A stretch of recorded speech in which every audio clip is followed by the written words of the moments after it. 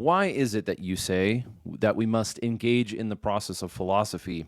What is it about considering what it is that we think to be right and true and good, even in our own personal lives, that has a consequence for those around us? How is it that we in gun culture, we in America, or we in the military, or whoever we is, will have statements like this? How is it? It's a horribly worded way of saying. Why is it that we seem satisfied with stating the possibly misattributed quote by Thucydides, such that a society that separates its scholars from its warriors will have its thinking done by cowards and its fighting done by fools? Why is it that we are willing to be satisfied by simply stating that phrase instead of living it? For example, I am not the first person within my circle, cycle, or environment that has even considered what maybe philosophy has to do with violence. However, I am calling this community to a higher way of living. Why is the study of that which is right and true and good, why is that so specific, so valuable in our day and age?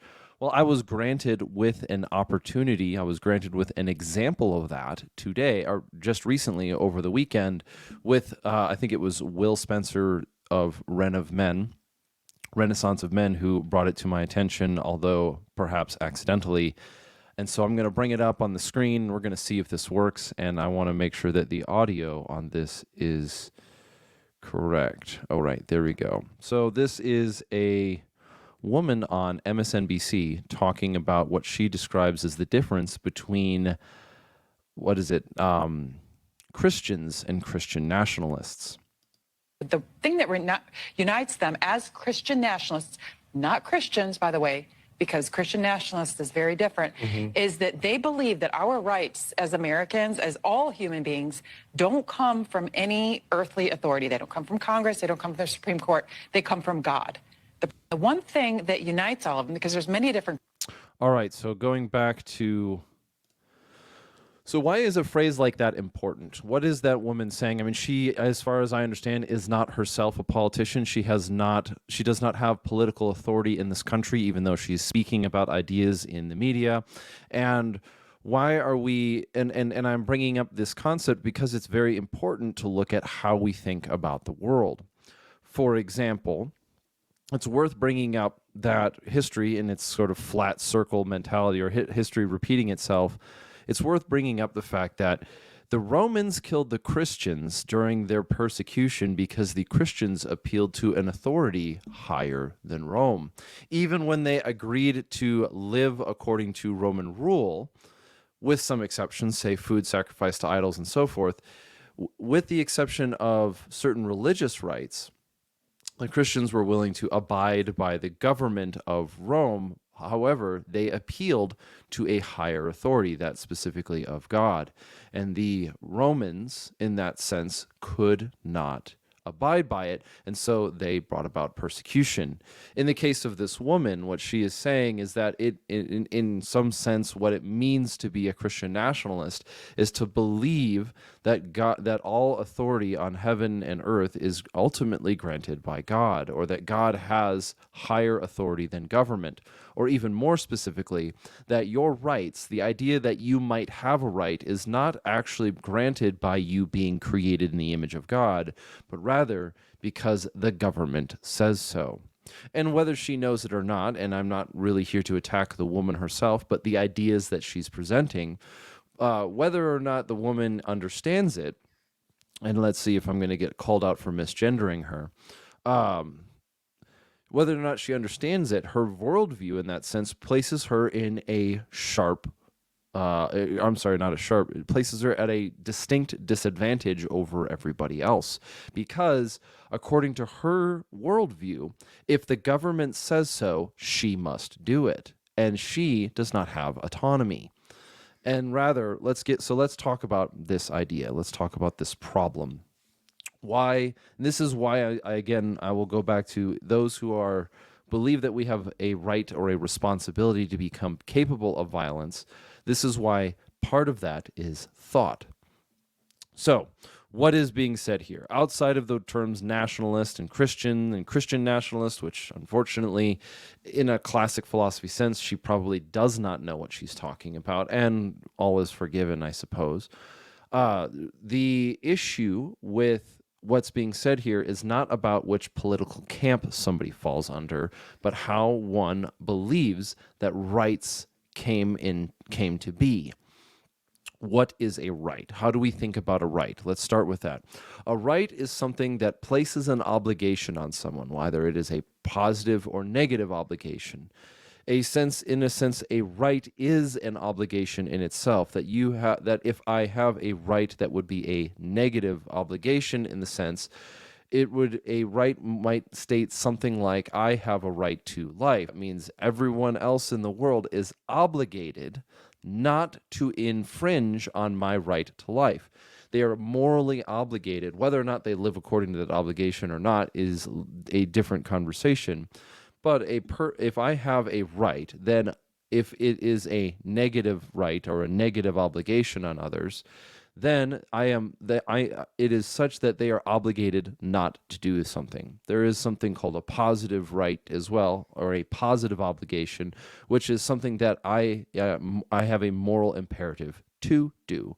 And so one might say that I argue that we have a positive obligation to be capable of the use of force, not necessarily to use that force, but we have an obligation being distinct from to use force. In other words, there may be situations where I morally ought use force, but what I am saying is that as an individual, I have a moral obligation to be capable and aware of my capabilities to use force. But where did that right come from? Did that right come from a group of people sitting in a committee board that may or may not have been elected? Did that right come from the Founding Fathers? Did the Founding Fathers actually determine the Second Amendment to be a right, the rights of the people, shall not be infringed in that phrase? Or were they simply observing a right that they believed to have existed before their writing was thus? Well, if you're familiar with human history, or if you're even familiar with American history, and you've read some of these founding documents, the answer shouldn't be that difficult.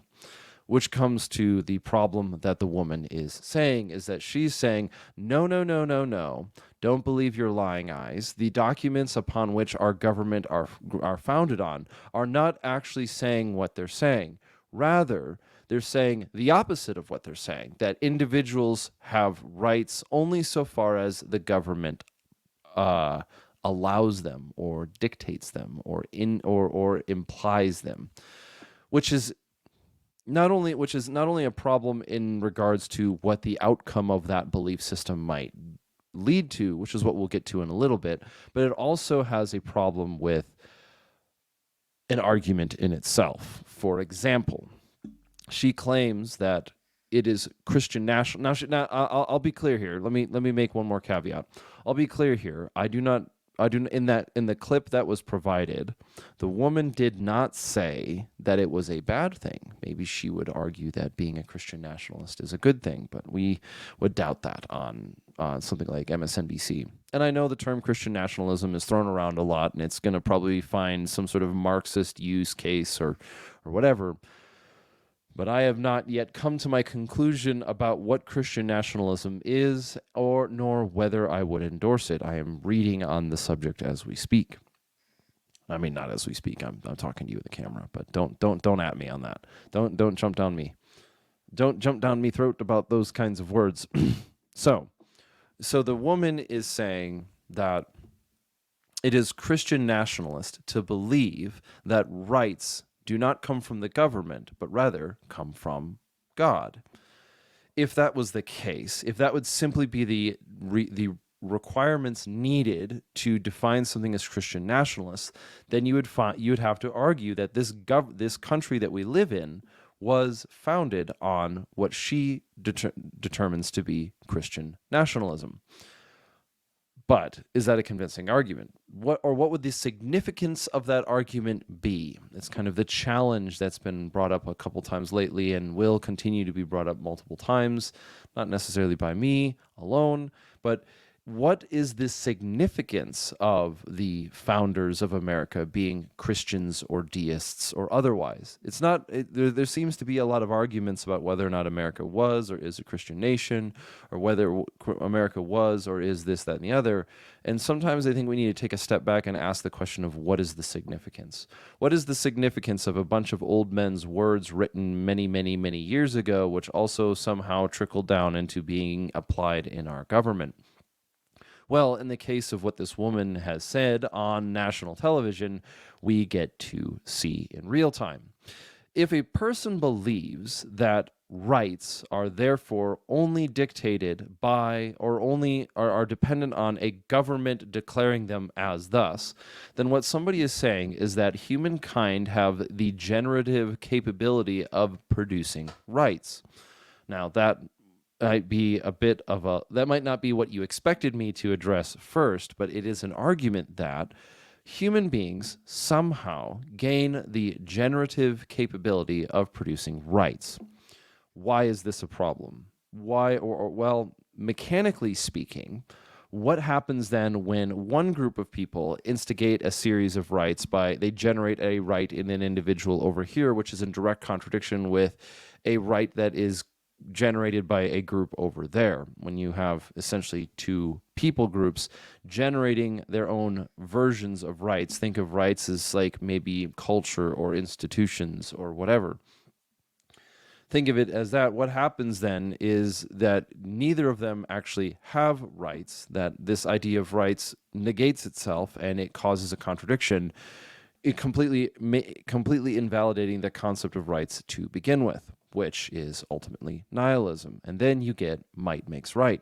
And so in the argument that's being made, you also have another problem, and that this is the inherent contradiction in the idea of governments having a ability to generate rights themselves. And that would be a right is an obligation that in most cases, or in this example, because it puts obligations on people, would put an obligation on a government. A right is a limitation of government. In fact, she has the world completely upside down in how she thinks about reality. Up is quite literally down to her. That, what is red is actually blue, or a ball can be all red and all blue at the same time. She is describing that her worldview is itself a contradiction. So if we were going to approach her with a rational mindset, is the question such that she could be defeated, metaphorically, in the battleground of ideas, which is where we will get to next.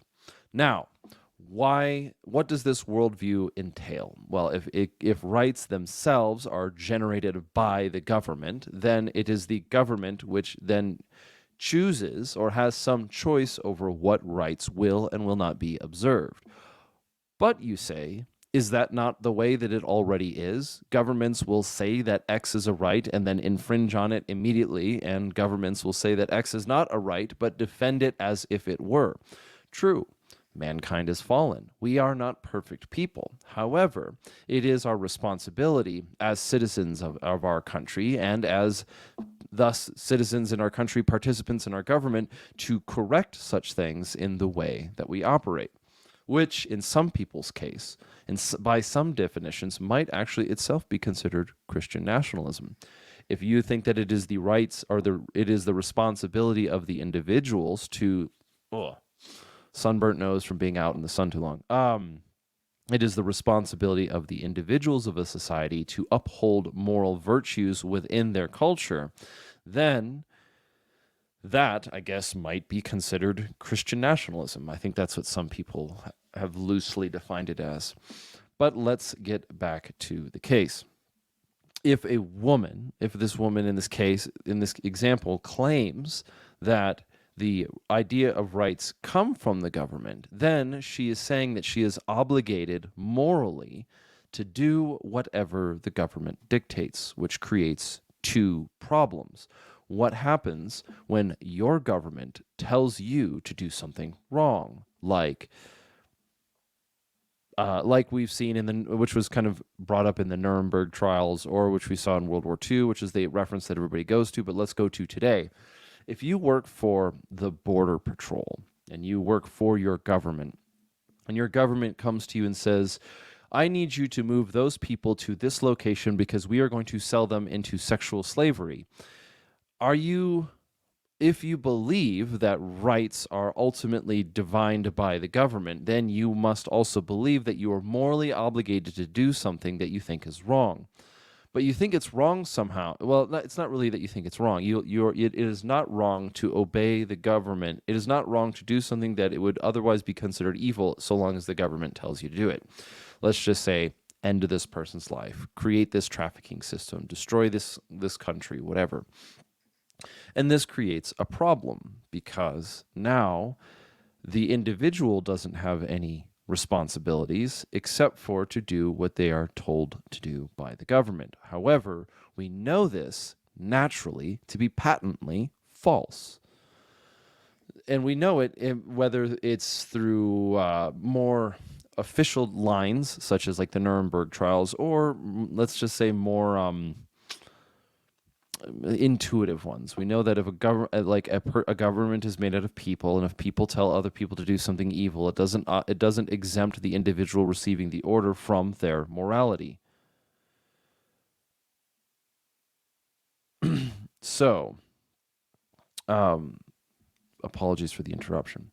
So, what does this matter for us in the future? Well, one of the things is that this is a case where belief.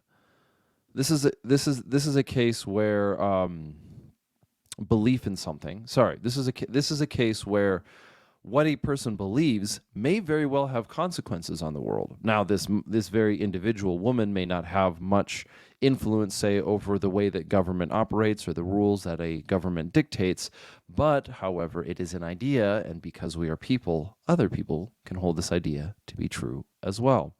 Now, what happens when your government or your government officials, your commanding officer, your mailman, your governor believes that you, as an individual, only gain moral obligations by what the government dictates? Again, it's taken the idea of a right and put it on its head, because a right is an obligation, either positive or negative, or a positive or negative right is a obligation for a person to do something or not to do something.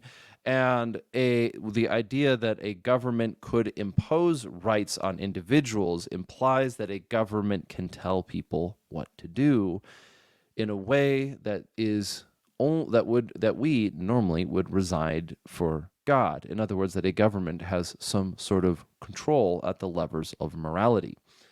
And that ultimately falls into this worldview, whether or not the person admits it or believes it, whether or not a person acknowledges it is irrelevant. If a person believes that rights come from the government, a person believes that government is God. This is imago Dei versus imago imperium. Imago Dei is a Latin phrase taken from an edition of the Old Testament that had to do with created in the image of God. We gain our rights because we believe that we are created in the image of God. To be more specific, it is being created in the image of God by which the concept of rights is ascertained. So what happens when you take a worldview and you extract the belief in God from them? How then could you keep the concept of rights? This is why we believe. This is why beliefs have consequences.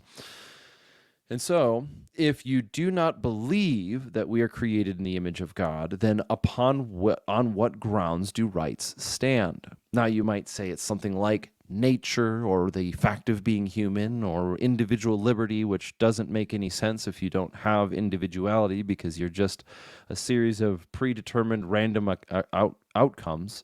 But in the case of this government problem, we have a institutional responsibility to reject it.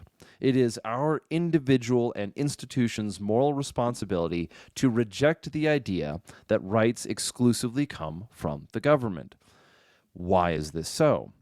Every case, and it is the case, that every case where this mentality has been adopted on a national scale, we have seen death. We have seen the atrocities of the 1900s. We have seen a worldview which fundamentally dehumanizes other people at its basis, and a worldview which says that a person is less than a person because of whatever reason is wrong. A worldview which believes that humans are not actually individuals with rights, but rather objects to be moved. This worldview is wicked, and that is, I guess, in some sense, my opinion, but I guess we can move on from there very quickly, because by being created in the image of God, mankind has rights. Rights are obligations that it is immoral to infringe upon. The act of considering a government as the grantor of rights is in a sense, the infringement of that right itself, as, say, ideas of like the right to practice religion or something of that sort. But it becomes a problem in our world because of how it is addressed. Now, am I individually concerned about what malice this woman might hold in her heart? No, I don't. I honestly don't. I think it's actually it's a refreshing presentation of a worldview that believes that you as an individual are not actually an individual, because it's like a refreshingly naive approach to it. I'd describe. Refreshing, not that I like it, but it's at least not coming from a dictator with a giant red background shaking his angry fists in the air. You get my drift. So, but it is our moral obligation to reject this worldview. Now, why does she live in an asymmetrical? How is her holding this worldview disadvantageous to her? If she holds this worldview, then she is morally obligated to do what the government tells her to do, which means that if the government tells her to do something evil, she has to do it. She is morally obligated to think what the government tells her to think. She is morally obligated to do what the government tells her what to do, and it is a moral. And if she breaks those rules, then the government, in her sense, it's maybe even obligation to punish her for it. In other words, she literally worships the government. And it's tragic, but it's something that we can see.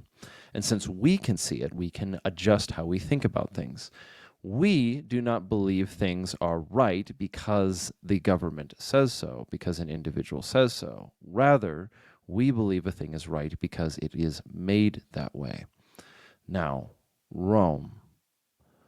It is, I think this event is a good case that could be used in a sense as evidence that that America is beginning to reflect more of Rome than we like to be comfortable with, and most oftentimes you see that, like, the most important thing that Rome ever did for the Western world was that it fell. Is kind of is a bit of a jabby way of saying. This is I would not be the first time to make a suggestion that there's a similarity between America where it is now and where Rome was as it was falling. But rather, I think it's more important to look at circumstances and events that have taken place and see what we can understand and know about our world from those events. Do a little bit of historical exegesis, so to speak.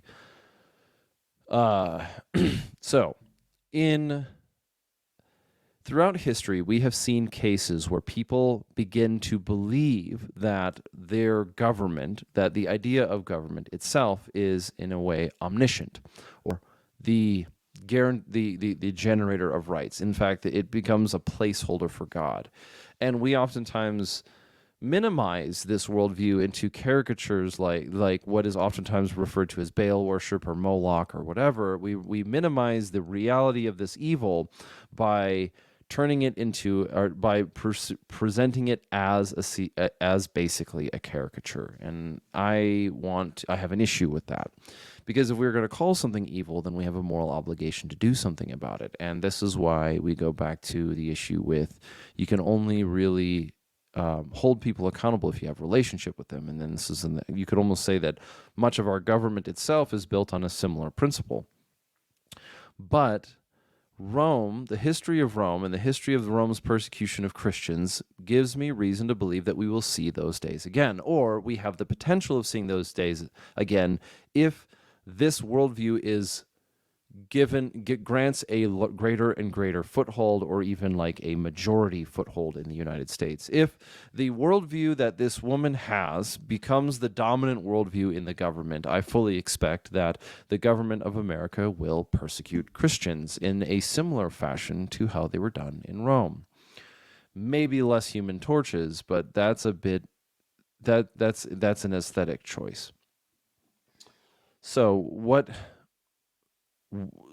am I trying to be alarmist with this? No, not at all. In fact, I think it's more important to recognize that how we think about our worldviews and what we believe and what we hold to be right and true and good does have very real consequences in our individual lives internally, but will also have consequences for our external lives.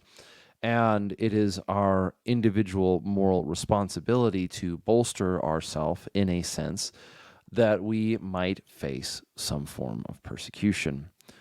And to close it in this sense and to kind of continue on in that phrasing, I think this would be a little candid to say, I think too much of our concern is centered on surviving, metaphorically, surviving some form of apocalypse. And I think, and the reason why I bring it up this way is because it's kind of like a very naive approach to what we think about. I'm not trying to talk down about it, but rather what is more important that we should be focusing on is, are we going to be able to spiritually withstand persecution? You might be able to run away to the woods or hide in your bunker, or whatever your silly question is, whatever our like kind of bug outish. I'm being facetious on purpose. But whatever that is, I think it's more important that we focus on and what's going to cause people to survive something like persecution will be a strength in the faith. And my argument for this goes something like this. In Man's Search for Meaning, the author identified that it was those who believed that they would survive, that had a belief in living, who were more likely to live. And for us to cultivate that through practice, through ideas, and through engaging in ideas and considering what we believe in, actually strengthens us to endure hardship when it arrives. I don't talk about the fusion, the intersection of philosophy and violence, or I don't talk about the philosophy of violence because I find it entertaining. I don't talk about it because I think it's fun to ruminate about. I talk about this on this show because I believe that if you build a strong worldview, that you will endure hardship better. And I believe that in a genuine case. I believe that the rigorous study of philosophy makes a person a better husband, father, combatant, soldier, and individual. So, now you know what I think and why I do what I do, because I intend to make your life better. And if this episode has been in any sense of an encouragement, and it has, I hope that you share it with other people. But for now, I should close. So if you want to support the show, you can head over to redactedculture.locals.com, or you can head over to redactedllc.com, and we will talk to you later. Now go forth and conquer.